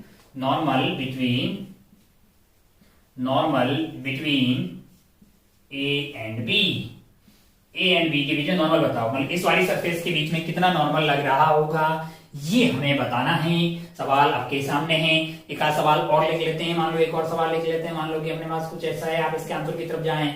मान लो कि हमारे पास एक रॉड है, क्या है, एक रॉड है। अच्छा भाई, ऐसी रॉड मान ली जिसको एक स्मूथ ग्राउंड पे रखा हुआ है, रख दिया वैसा स्मूथ ग्राउंड पे। ओ हो, ये हो गया है, ये क्या है, ये स्मूथ ग्राउंड है। अच्छा, स्मूथ पे रख दिया। इधर मान लो कि फोर्स लगाया हमने, इस पे F1 लगाया। क्या लगाया, F1। इधर क्या लगा दिया हमने, F2 लगा दी। इधर क्या लगा दिया, F2 लगा दिया। मान लीजिए कि इसका मास जो है वो m है। मास क्या है, m है। अच्छा, और लेंथ क्या है, मैंने कहा लेंथ ले लीजिए आप, लेंथ L है, और ये यूनिफॉर्म रॉड है। कैसा रॉड है, यूनिफॉर्म रॉड। यूनिफॉर्म मतलब लीनियर डेंसिटी सेम रहेगी। अच्छा, ऐसा बहुत बढ़िया, कहीं पे फ्रिक्शन नहीं है। अब आपको बोले कि यहां से राइट मोस्ट पॉइंट से x दूरी पे टेंशन क्या होगा, है ना, tension at the distance x from the right most point. ये क्या है, राइट मोस्ट पॉइंट, और ये लेफ्ट वाला हो गया। यहां से x दूरी पे जाएंगे तो आपके पास टेंशन क्या होगी, यानी tension as a function of x पता करना है ना। यहाँ पे x की वैल्यू 0 हो जाएगी और यहाँ x की वैल्यू क्या हो जाएगी, L हो जाएगी। तो अगर आप ध्यान से देखें तो ये क्या आ गया है अपने पास, मास वाली रॉड। कौन सी वाली, मास वाली रॉड। ओ, अभी तक हम क्या कर रहे थे, मैंने कहा अभी बातें कर रहे थे अपन massless string, massless pulley, massless rod, massless spring, ये सब अपने मासलेस हुआ करते थे। लेकिन एक सवाल आया है जिसमें एक रॉड रखी हुई है जिसका मास m है, लेंथ L है, उसको एक साइड से F1 से खींचा जा रहा है, दूसरी साइड से F2 से खींचा जा रहा है, और राइट वाले पॉइंट से x दूरी पे कितना टेंशन होगा, ये सवाल करते हैं। चलिए पहले ये सवाल पे आ जाते हैं। चलिए भाई साहब, ओहो, एक बात साफ साफ दिखाई दे रही, दोनों लोग साथ में जाएंगे तो एक्सेलरेशन A दोनों के लिए सेम हो जाएगा, और A की वैल्यू हो जाएगी, नेट फोर्स आपका हो गया 2F माइनस F, यानी कि F 2F minus F divided by total mass जो कि हो गया 2m, यानी कि F डिवाइडेड बाई 2m जो है वो क्या हो गया है आपके लिए, वो एक्सेलरेशन हो गया। अच्छा भाई साहब, बहुत बढ़िया। अब किसका एपीडी बना है, मैंने कहा अब इसका एपीडी हमें बना ले, किसी का भी एपीडी बना लो। मान लो कि A का एपीडी बना लिया, मान लो कि हमने A का एपीडी बना लिया, ऐसा हो गया है कुछ, है ना। और ये एंगल आपके पास कितना है, ये एंगल है 30 डिग्री। ओहो हो, और इस पे क्या लग रहा होगा, नॉर्मल लग रहा होगा। कैसे लग रहा होगा, वो ऐसे लग रहा होगा, इस सरफेस के परपेंडिकुलर एक नॉर्मल लग रहा होगा। ओहो हो, ये एंगल है 30 डिग्री। अगर आप ध्यान से देखें यहाँ पे तो नॉर्मल इस पे लग रहा होगा, इस साइड में, और इस पे कैसे लग रहा होगा, इस साइड में। अगर आप ध्यान से देखें तो अगर ये एंगल 30 है तो ये वाला एंगल क्या हो गया है 30, तो ये वाला एंगल क्या हो जाएगा 60। तो ये यहां से हॉरिजॉन्टल से कितने एंगल पे होगा, 60 डिग्री के एंगल पे अगर अपन ध्यान से देखें ये वाले पॉइंट पे, तो नॉर्मल ऐसे लग रहा होगा और हॉरिजॉन्टल से ये वाला एंगल हो जाएगा 60 डिग्री। अच्छा भाई साहब, बहुत बढ़िया, बहुत शानदार। ओ हो, ये 60 हो गया। और क्या लग रहा होगा इस पे तो उधर की तरफ 2f लग रहा है। उधर की तरफ क्या लग रहा है? 2f लग रहा है। और कुछ? मैंने कहा नीचे की तरफ इस पे mg लग रहा होगा। नहीं, नीचे की तरफ क्या लग रहा होगा? mg लग रहा होगा।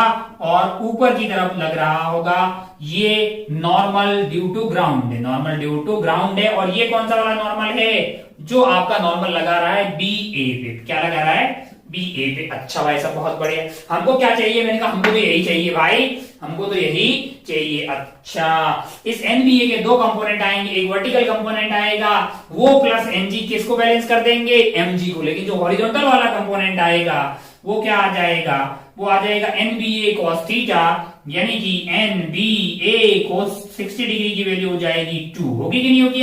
हमारा इंटरेस्ट हॉरिजॉन्टल में ही है। वर्टिकल वाला कंपोनेंट जो भी होगा, हालांकि वो हो जाएगा NBA √3/2। होगा कि नहीं होगा यार? तो ये plus NG that is equal to MG, तो NG आ जाएगा, है कि नहीं यार? अच्छा, अगर आपको NG चाहिए तो आप क्या क्या क्या करेंगे? आप बोल देंगे कि NG प्लस NBA √3/2, है ना, इजिकल टू क्या होना चाहिए? mg होना चाहिए। अच्छा भाई साहब, वर्टिकल में ये, लेकिन हमारा इंटरेस्ट हॉरिजॉन्टल में है। वैसे 2f और f है, बड़ा कौन है? 2f, क्योंकि एक्सेलरेशन किधर होगी? इधर की तरफ होगी ना यार। एक्सेलरेशन आपके पास कितनी आ रही है? f डिवाइडेड बाई 2m, उधर की तरफ। अच्छा, इसका मतलब 2f और इसमें बड़ा कौन हुआ? 2f हुआ। 2f minus NBA, 2f minus NBA divided by 2, that is equal to mass into acceleration. Mass m है और एक्सेलरेशन आपके पास क्या है? f divided by 2m। Acceleration क्या है? f divided by 2m। तो m से m कट गया भाई साहब। ओहो, तो अगर आप ध्यान से देखें तो ये आपका हो गया है 2f और यहाँ पे आ गया f बाई 2, यानी कि माइनस हो गया है f बाई 2 इजिकल टू आपके पास क्या हो जाएगा? NBA divided by 2। NBA divided by 2, 2f minus f by 2 that is equal to NBA divided by 2। अच्छा, ये हो गया आपके पास 4f माइनस f, यानी 3f by 2 that is equal to NBA divided by 2। 2 से 2 कट गया। हमारा आंसर क्या हो जाएगा? NBA that is equal to normal on A due to B that is equal to 3f। हमारा आंसर क्या होगा? 3f। इस पे 3f इधर लग रहा होगा और इस पे कैसे लग रहा होगा? इधर लग रहा होगा। अच्छा भाई साहब, बहुत बढ़िया, बहुत ही शानदार। बहुत शानदार। एक और सवाल, खूब सवाल कर रहे हैं आज अपन, पूरा टाइम पास सवालों में ही कर रहे हैं। धीरे धीरे सवालों का लेवल भी अपन ने बढ़ाना शुरू कर दिया। हमारा आंसर आ गया है 3f। नेक्स्ट वाले सवाल पे पढ़ लो, रॉड वाला ये वाला सवाल।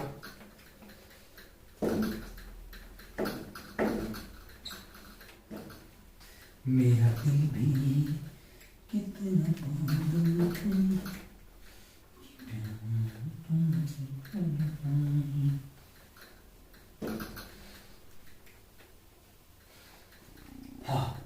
रॉड वाले सवाल ध्यान से देखें। रॉड वाला अच्छा है, अच्छा सवाल है, स्टार मार्क करें, क्योंकि पहली बार हम आपको मास वाली रॉड बता रहे हैं, किस तरह से डील करना है मास वाली रॉड को। अब आप ध्यान से देखें, यहाँ पे देखिए, जरा ध्यान से देखें। हो अगर ध्यान से देखें कि इसमें मास है तो इसमें टेंशन सेम रहने वाला नहीं है। जहां पे धागे के अंदर मास नहीं था वहां पे पूरे धागे के अंदर टेंशन सेम थी, पर यहां से सेम नहीं रहेगा। आपको पूछा कहाँ है? यहां से x दूरी पे।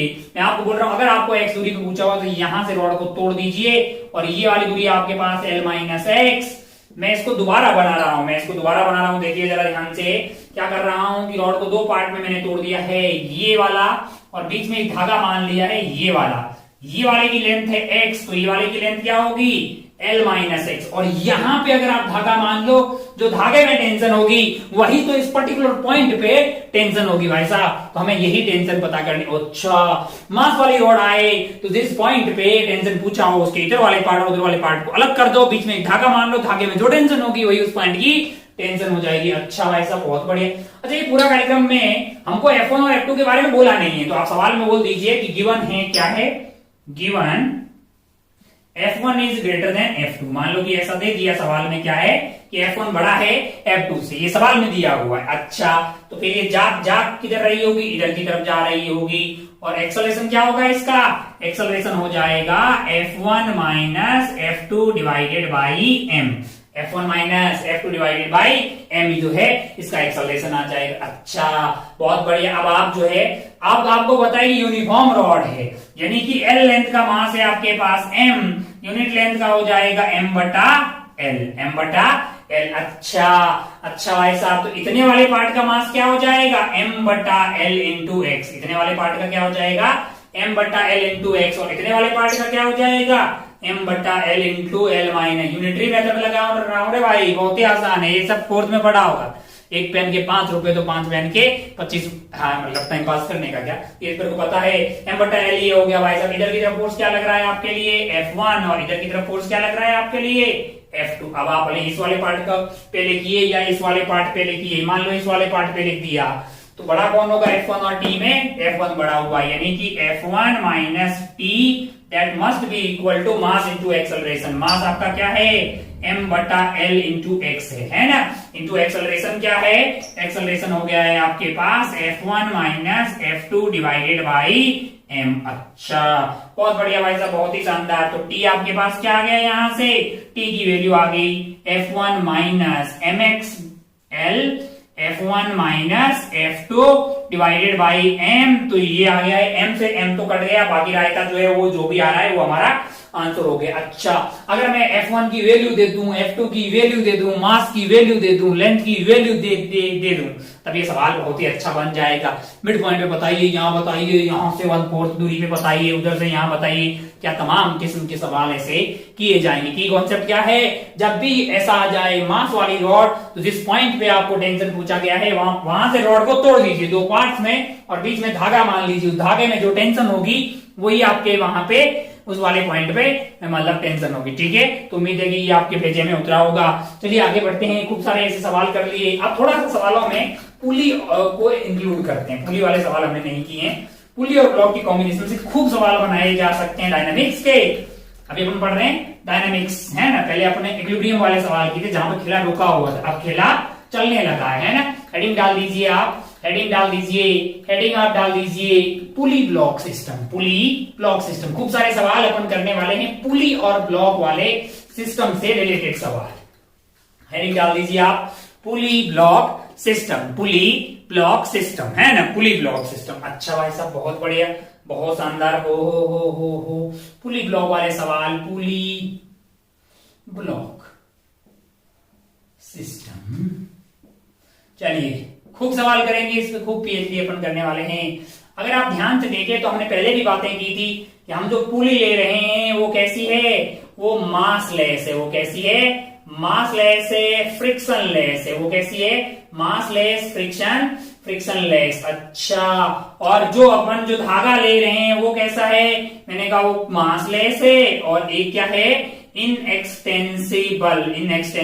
अच्छा, बीच बीच में हम लोग जो स्प्रिंग ले रहे हैं वो कैसी है, मैंने कहा वो आइडियल है, वो भी कैसी है, मासलेस है। वो भी कैसी है, मासलेस है। अच्छा भाई साहब बहुत बढ़िया, बहुत ही शानदार। ओहो पुली ब्लॉक सिस्टम क्या है, मैंने कहा कुछ नहीं है बे, सवाल है मतलब ये शुरू हो जाए, यहां से शुरू हो जाए। जैसे मान लो कि पहला बहुत ज्यादा हल्का सवाल तुमसे दे, ओ ये पुली हो गई, ये धागा भाई साहब, ये धागा मान लीजिए कि ये आइटम है 1 किलो, कितना, 1 केजी, और ये क्या है 2 केजी। बताओ भाई साहब क्या होगा, 1 मिनट।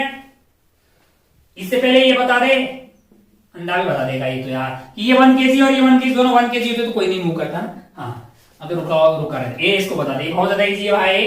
अब जरा ध्यान से देखिए, 1 केजी और 2 केजी को अपन ने क्या कर दिया, रिलीज कर दिया। क्या कर दिया है, रिलीज कर दिया है। तो ये आइटम नीचे भागेगा, ये आइटम ऊपर जाएगा। आपको पहला एक्सेलरेशन बतानी है। क्या बतानी है, एक्सेलरेशन। माना कि इसमें टेंशन T है, पूरा धागा सेम रहेगा, यहाँ की टेंशन होगी T। अब आप इस पुली पे देखेंगे तो पुली पे इधर की तरफ लग रही होगी T, इधर की तरफ ये धागा लगा रहा होगा T, है कि नहीं यार। पुली है मासलेस, तो F net equal to mass into acceleration. Mass हो गया 0 तो एक्सेलरेशन होगी, मतलब जो है इसका फोर्स नेट 0 होना चाहिए, यानी कि ऊपर की तरफ लगने वाला फोर्स क्या होना चाहिए, 2T, यानी कि यहाँ पे जो फोर्सेस है वो क्या होना चाहिए, 2T। अरे पुली कहीं नहीं जा रही है ना यार, और पुली पे नेट फोर्स 0 होगा। क्यों, क्योंकि नेट फोर्स होता है मास इंटू एक्सेलरेशन, पुली का मास तो है 0, इसका मतलब नेट फोर्स क्या होना चाहिए, 0, इसका मतलब T 2T, तो ऊपर से लगने वाला टेंशन क्या हो गया है 2t। अच्छा ओहो अब आप ध्यान से देखिए 1 kg का एफबीडी बनाए, क्या बनाए 1 kg का एफबीडी बनाए। नीचे क्या लग रहा होगा 10 लग रहा होगा, इस पे नीचे 20 लग रहा होगा। t और 10 में बड़ा कौन है t है, क्योंकि ऊपर की तरफ जा रहा है। t minus 10 is equal to 1 into a. और यहाँ पे अगर आप ध्यान से देखेंगे, यहाँ पे अगर आप ध्यान से देखेंगे तो 20 और t में बड़ा कौन है 20 है। 20 minus t that is equal to mass into acceleration 2 into a, है कि नहीं यार। दोनों को जोड़ दीजिए तो आपके पास जो है 20 minus 10 is equal to 3a। तो a की वैल्यू क्या आ रही है 10 डिवाइडेड बाई 3 मीटर पर सेकेंड स्क्वायर। अच्छा भाई साहब बहुत बढ़िया, बहुत शानदार। अब अगर टेंशन पता करना है तो इस वाली वैल्यू को उठा के कहां डाल दीजिए, यहां डाल दीजिए। तो आपका आ गया t minus 10 is equal to 1 into A that is 10 by 3। तो t की वैल्यू क्या आ गई, जरा यहां ध्यान से देखें 10 प्लस 10 बाई 3 30 प्लस 40 बाई 3। ये आपका आंसर हो गया इतना न्यूटन। आपके पास क्या आ गया है टेंशन आ गया, आपके पास टेंशन आ गया, एक्सेलरेशन आ गया। भाई साहब वो बहुत बढ़िया, बहुत शानदार। तो ऐसे खूब टाइम पास सवाल किए जा सकते हैं कि नहीं यार। अच्छा बहुत बढ़िया। ओहो हो एक छोटी सी बातें अपन शुरू करते हैं, धीरे धीरे इस पे खेला शुरू करते हैं, खूब सवाल सॉल्व करेंगे।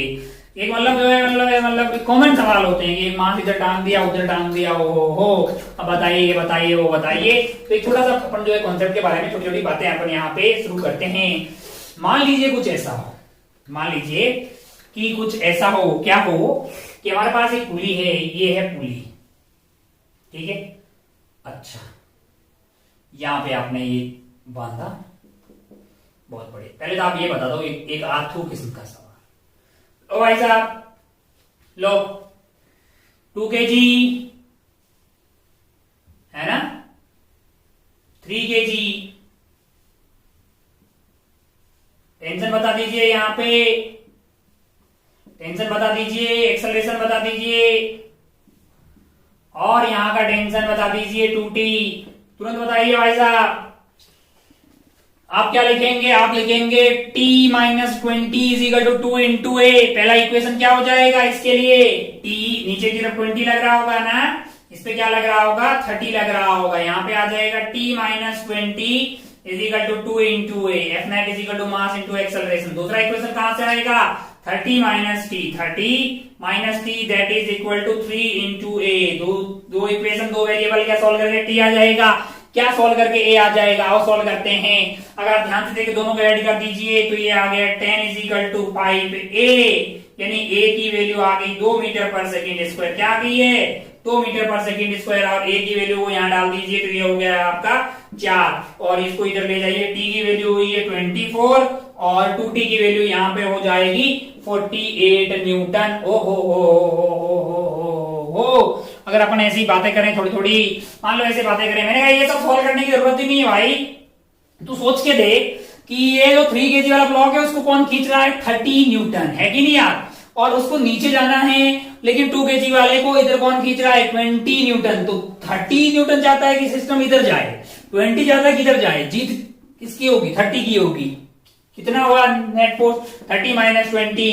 अगर आप डायरेक्ट चाहें तो ए की वैल्यू आ गई आपके पास 30 minus 20 divided by total mass जो कि आपका है 5। इसको आप ऐसा भी तो समझ लेना कि ये धागा है, ये यहाँ पे है, इधर की तरफ फोर्स लग रहा है 30, इधर की तरफ फोर्स लग रहा है 20। तो नेट फोर्स आपका हो गया 30 minus 20 that is 10 by 5 that is equal to 2 metre पर सेकेंड स्क्वायर। तो ऐसा टाइम पास अपन नहीं करेंगे, तुरंत दिखाई देगी 30 खींच रहा है 20 रोक रहा है, नेट खींचने वाला फोर्स हो गया आपका 10 को डिवाइड कर दिया आपने 3 प्लस 2 यानी 5 से, तो एक्सेलरेशन आपके पास डायरेक्ट आ गया। बहुत बढ़िया भाई साहब। ओ अगर आप ध्यान से देखें तो कई जगह किताबों में ये लिखा हुआ मिलेगा कि हमारे पास एक पुली है। क्या है हमारे पास एक पुली है। अच्छा भाई साहब बहुत बढ़िया, ये पुली है और यहाँ पे 2 ऐसे ब्लॉक लगा रखे हैं। इसका मास है m1 और इसका मास क्या है, इसका मास मान लीजिए है कितना m2, है कि नहीं यार। अच्छा कई बार ये सवाल दिया होगा there is a pulley with 2 mass, मतलब m1 एंड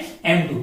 कई बार ऐसा सवालों में लिख देगा कि एक एटवुड मशीन है। क्या है एटवुड मशीन। अच्छा, इसी आइटम को प्यार से क्या बोलते हैं? Edward machine. स्पेशली कौन से वाले सवालों में, एससी वर्मा के सवालों में आपको इस आइटम का नाम क्या होगा? Atwood machine. ये धागा कैसा है?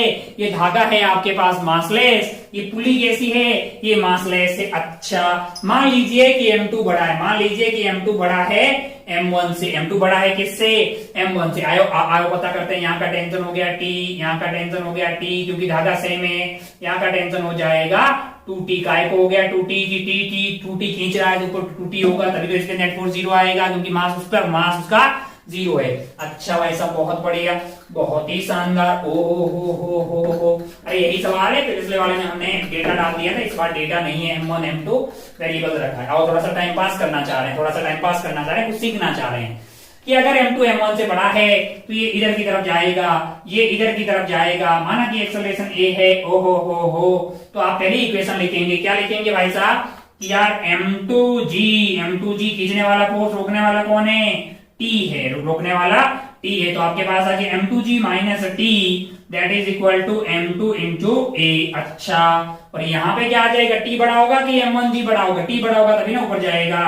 T minus M1G that is equal to M1 into A। अब आप दोनों इक्वेशन को जोड़ दीजिए। मान लो ये फर्स्ट है, ये सेकंड है, ऐड कर दीजिए।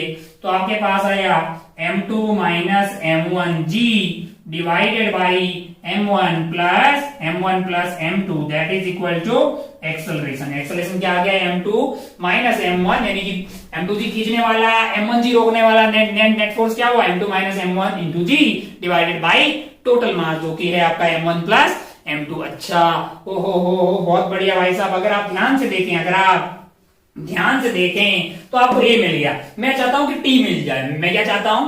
कि T मिल जाए। T मिलने के लिए मैंने A को उठा के कहां डाल दिया है? मुझे T चाहिए तो मैंने A को उठा के यहां पे डाल दिया, और T चाहिए तो T को उधर ले गया। अब अगर T चाहिए तो T मेरे लिए हो गया है M1G plus M1 into A, और A की जगह क्या डाल दिया मैंने? M2 minus M1 into G divided by M1 plus M2। अच्छा, एलसीएम लीजिए, ये उधर की तरफ भेज दीजिएगा। तो ये आइटम हो गया है M1G। अच्छा, M1G यहाँ पे भी है, M1G यहाँ पे भी है, तो M1G को मैंने कॉमन ले लिया है। अंदर की तरफ क्या बच गया है आपके पास? अंदर की तरफ बच गया है M1 plus M2 minus M1 divided by आपके पास क्या बच गया है? डिवाइडेड बाई आपके पास आ गया है, बेसिकली आपके पास आ गया M1 प्लस M2। अच्छा, बहुत बढ़िया भाई साहब, बहुत शानदार। अब अगर आप ध्यान से देखें तो M1 ने M1 की बत्तियां गुल कर दी। बचा क्या है? Twice of M2। तो ऊपर की तरफ बचा है twice of M1 M2G divided by M1 plus M2। ये क्या मिल गया? हमने को T मिल गया। हमें क्या चाहिए? हमें 2T चाहिए। हमें क्या चाहिए? 2T चाहिए। अगर 2T चाहिए तो 2T की वैल्यू हमारे लिए क्या हो जाएगी? 2T की वैल्यू आ जाएगी, इसको 2 से मल्टीप्लाई कर लो यार, 4M1 M2G divided by M1 plus M2। अच्छा, तो ये जो यहाँ पे लगने वाला ये जो टेंशन है, कौन सा वाला? तो यहाँ पे टेंशन लग रहा है, ये जो है 2T हमें मिल गया। क्या मैंने कहा? हाँ, 2T की हमें वैल्यू क्या मिल गई है? 4M1 M2G divided by M1 plus M2। मैं एक छोटी सी बात कर रहा हूँ कि यार कुछ इस पूरे सिस्टम की बजाय इस पूरे सिस्टम को मैं इससे रिप्लेस कर दूं। इससे रिप्लेस करने का मतलब ये कि इस पूरे सिस्टम को एक मास से रिप्लेस कर दे रहा हूं। इस पूरे सिस्टम को यहां से लेके यहां तक वाले पूरे सिस्टम को अगर मैं मास से रिप्लेस करूं, और मैं उस मास को बोल रहा हूं M इक्विवेलेंट। क्या बोल रहा हूं? M equivalent. तब जो यहां की टेंशन है वो इस वाली टेंशन के बराबर हो जाए। किसके बराबर हो जाए? ये टेंशन इसके बराबर हो जाए। अगर मास M इक्विवेलेंट हुआ तो नीचे की तरफ हो जाएगा M इक्विवेलेंट इंटू G, और टेंशन की वैल्यू क्या हो जाएगी? M इक्विवेलेंट इंटू G हो जाएगी। अरे भाई M इंटू G जो है यहाँ टेंशन आ जाएगी, तो M equivalent into G must be equal to क्या होना चाहिए? 2T के बराबर। 2T की वैल्यू क्या आ रही है? 4M1 M2 G divided by M1 plus M2। अच्छा, ओहो, G से G कट गया। अगर आप ध्यान से देखो तो M इक्विवेलेंट की value 4M1 M2 m1 plus m2 के बराबर आ रही है। किसके बराबर आ रही है? 4m1 m2 upon m1 plus m2। अच्छा। अब अगर आप ध्यान से अगर आप देखें तो मैं इस आइटम को लिख सकता हूं m इक्वलेंट बाई 4 या फिर 4 डिवाइडेड बाई m इक्वलेंट। इसको ऐसे भी तो लिखा जा सकता है ना, 1 upon m1 plus 1 by m2। LCM लेंगे तो m1 m2 ऊपर m1 प्लस m2 आ जाएगा। उल्टा कर दीजिए। अच्छा भाई साहब बहुत बढ़िया। तो आप ये फॉर्मेट में भी इसको ध्यान रख सकते हैं। अच्छा, ये पूरे सिस्टम को इतने से रिप्लेस करते तो यहाँ की टेंशन में कोई फर्क नहीं पड़ता। मैंने कहा हाँ, ओहो। तो ये जो 4 आ रहा है 4 इंटू m1 m2, इसको प्यार से बोलते हैं 4 इंटू म्यू। अच्छा म्यू क्या हो गया? फिर ये जो कार्यक्रम है अपना m1 m2, इसको प्यार से रिड्यूस मास बोलते हैं। कौन सा मास बोलते हैं? यहाँ पे अपने पास थोड़ी सी जगह है तो अपन बातें कर रहे हैं कि जो हमारा m इक्विवेलेंट आ रहा है उसकी वैल्यू आ गई 4 म्यू, और म्यू है basically m1 m2 upon m1 plus m2। इसको प्यार से क्या बोलते हैं? रिड्यूस्ड मास। कौन सा मास? रिड्यूस्ड मास। क्या मतलब हुआ कि इस पूरे खेला को अगर अपन चाहें तो सिर्फ जो है यहाँ पे रिप्लेस कर सकते हैं 4 म्यू से। किससे रिप्लेस कर सकते हैं? 4 म्यू से। यहाँ की टेंशन और यहाँ की टेंशन क्या आएगी? सेम आएगी। अच्छा ओहो, क्या कोई फायदा होता है? होता होगा यार, तभी तो बताया है मास्टर ने कि इस पूरे खेला को एक पुली और ये एटवुड मशीन को यहाँ की टेंशन के लिए अगर 4 म्यू से रिप्लेस कर दें, और म्यू की वैल्यू क्या है? m1 m1 plus m2। 4 divided by m equivalent that is equal to basically 1 upon m1 plus 1 by m2। अच्छा बहुत बढ़िया भाई साहब। ये जो m इक्विवेलेंट है वही आपके लिए क्या हो गया है? रिड्यूस मास हो गया है। अच्छा बहुत बढ़िया। ये म्यू है बेसिकली। अच्छा, क्या फायदा होता है इससे? मैंने कहा बहुत मजा आता है, सवाल वगैरह सोल्व करना इजी हो जाता है। लोग बोलेंगे कैसे मान ले हम लोग इजी हो जाता है? मैंने कहा अभी देखो जरा, कुछ ट्रेलर दिखाते हैं आपको, अभी दिखाते हैं। बोर्ड से ही साफ हो जाइए आप। इसी में थोड़ा सा आगे सवाल में बढ़ने से पहले छोटी सी बात करते हैं। जैसे हमारे पास आ गया 4 divided by m equivalent that is equal to 1 upon m1 plus 1 by m2। थोड़े से एक स्पेशल केस की बात कर लेते हैं। स्पेशल केस क्या है? एक स्पेशल केस की बात कर लेते हैं। मान लो कि एक स्पेशल केस ऐसे कि मान लो कि ऐसा कुछ हो, m1 और m2 क्या हो जाए? इक्वल हो जाए। m1 और m2 इक्वल हो जाए तो म्यू की वैल्यू क्या हो जाएगी आपके लिए? m1 और m2 अगर इक्वल हो जाए तो आपका जो m इक्विवेलेंट है उसकी वैल्यू क्या हो जाएगी आपसे पूछा जाए तो आप बोलेंगे 4 divided by m equivalent that is equal to 1 by m। इनको बोल दिया m हमने, तो 1 by m plus 1 by m क्या हो जाएगा? 2 बाई m। तो ये कट गया 2 टाइम, तो m इक्विवेलेंट की वैल्यू क्या आ गई आपके लिए? 2m के बराबर हो गई। या फिर दूसरा वाला एक स्पेशल केस लेते हैं। मान लो कि ऐसा कुछ हो, m1 बहुत बड़ा हो m2 से। m1 is very large compare to m2। m1 is very large compare to m2। m1 बहुत बड़ा होगा तो 1 बाई m1 जीरो की तरफ पहुंच जाएगा। m1 बहुत बड़ा होगा और m2 के कंपेयर में, तो 1 बाई m1 की वैल्यू 1 बाई m2 के कंपेयर में कुछ नहीं होगी, तो ये जीरो की तरफ टेंड हो जाएगा। तो आपके पास जो 4 डिवाइडेड बाई m इक्विवेलेंट है वो 1 बाई m2 के बराबर हो जाएगा। m इक्विवेलेंट की वैल्यू 4m2 के बराबर हो जाएगी। यानी इस वाले केस में 4 divided by m equivalent is basically equal to 0 plus 1 by m2। यानी m इक्विवेलेंट की वैल्यू क्या हो जाएगी? 4m2 के बराबर। यानी m2 कौन है? स्मॉलर वाला है। कौन सा वाला है? स्मॉलर वाला है कि नहीं यार? अच्छा स्पेशल केस बहुत अच्छा है कि किसी एक का मास बहुत ज्यादा हुआ कंपेयर टू दूसरा वाला, तो आपके पास जो है m इक्विवेलेंट की वैल्यू क्या हो जाएगी? वो 4 टाइम ऑफ स्मॉलर वाला हो जाएगा। अच्छा बहुत बढ़िया। ओ मान लो एक ढंग का सवाल करते हैं। मान लो कि हमने क्या बोला कि आइए एक सवाल करते हैं। कुछ ऐसा हो गया कि मान लो अपने पास एक पुली है, जिसपे यहाँ पे एक मास m लगा रखा। क्या लगा रखा है? मास m लगा रखा। पुली से धागा ऐसा गया, मान लो ऐसे गया। ओहो ये मान लो कि मास यहाँ पे लगा रखा है कितना? 2 kg। क्या लगा रखा है? 2 kg मास यहाँ पे लगा रखा। बहुत बढ़िया भाई साहब। यहाँ मास लगाएंगे मजा नहीं आएगा, तो क्या करते हैं यहाँ पे पुली लगा देते हैं। थोड़ा सा टफ करते हैं, थोड़ा सा अच्छा कर लेते हैं कि यहाँ पे एक पुली लगा दी। ओहो इस पुली से फिर इधर मास गया, फिर इधर मास गया। मान लो कि ओहो तो इधर एक और पुली लगा देते। My life my rules. ओहो बढ़िया भाई साहब, बहुत ही शानदार। ओ हो। यहाँ पे मास लगा दिया, मान लो कि यहाँ पे हमने मास लगा दिया। अच्छा भाई साहब, बहुत बढ़िया, बहुत ही शानदार। अब मान लीजिए कि अपन ने क्या कर दिया है, मान लीजिए कि ऐसा कुछ किया, इसका मास आपको दे दिया 2 kg। क्या दिया है? 2 kg। इसका मास मान लो आपको दे दिया 6 kg और इसका मास आपको दे दिया 12 kg। और आपसे पूछा कि m की वैल्यू क्या होगी। m is equal to so that m is at rest. m is at rest. m कहां पे?